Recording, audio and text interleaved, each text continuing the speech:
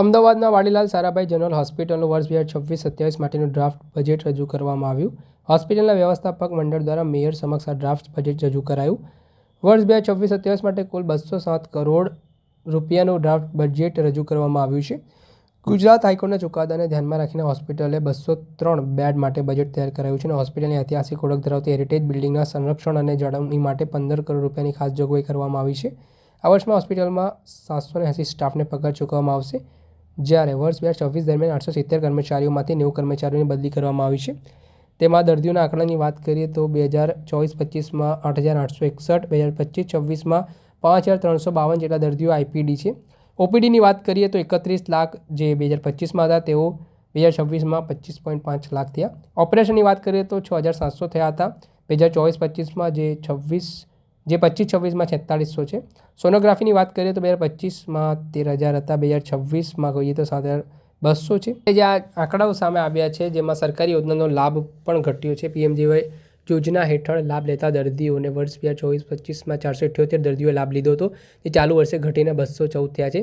જેએસકે હેઠળ ડિલિવરીની સંખ્યામાં પણ ઘટાડો થયો છે. આ સાથે રાજ્ય સરકારની વાહન અકસ્માત યોજના હેઠળ એક પણ દર્દીએ લાભ લીધો નથી, જે ચિંતાજનક બાબત માનવામાં આવી રહી છે. ત્યારે સુપર સ્પેશિયાલિટી સેવાઓ, ખાસ કરીને ન્યુરોસર્જરી, એમઆરઆઈ, સીટી સ્કેન જેવી સુવિધાઓ ઉપલબ્ધ ન હોવાના કારણે ગંભીર દર્દીઓ વીએસ હોસ્પિટલમાં આવતા નથી, તેમાં હોસ્પિટલ સુપરિન્ટેન્ડન્ટે જણાવ્યું છે.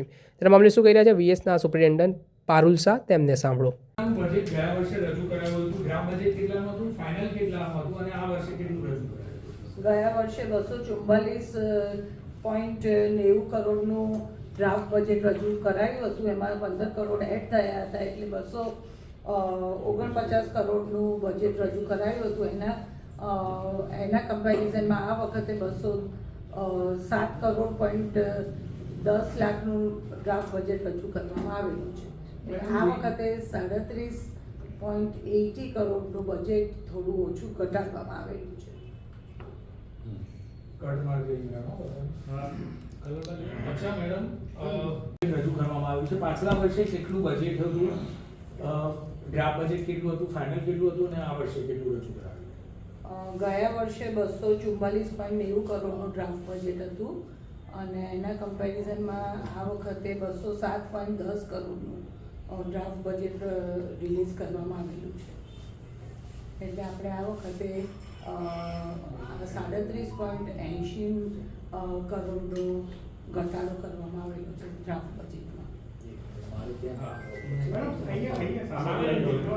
આપણે સાંભળ્યા હતા વીએસના સુપરિન્ટેન્ડન્ટ પારુલ શાહને તેમના મામલે નિવેદન આપ્યું છે. દર્શક મિત્રો, આવા જ વિડીયો જોવા માટે એનકવરેજ ન્યૂઝ જોતા રહો.